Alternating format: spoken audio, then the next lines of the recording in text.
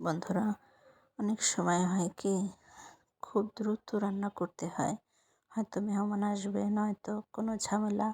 তো আজ আমি একসাথে দুটো রেসিপি দেখাবো। কথা না বাড়িয়ে চলুন মূল রেসিপিতে চলে যাই।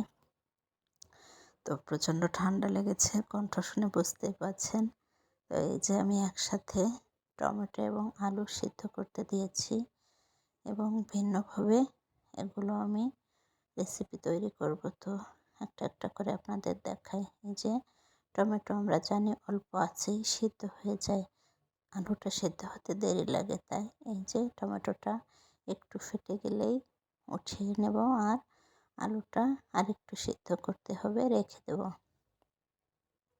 তো বন্ধুরা, ভিডিওটা না টেনে দেখতে থাকুন, আপনার অনেক সময় অনেক প্রয়োজনে আসবে।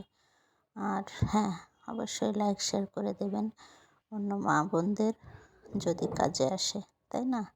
এই যে আলু আর মরিচটা আমি রেখে দিলাম, এটা আর একটু সিদ্ধ করতে হবে। তো ওটাকে আমি ঢাকা দিয়ে রেখে দেব।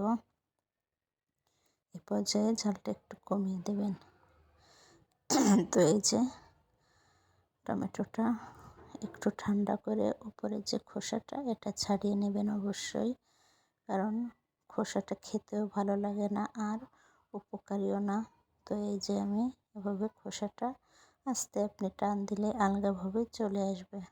তো এই যে এভাবে খোসাটা সবগুলো টমেটোর আপনি সুন্দর করে ছাড়িয়ে নেবেন।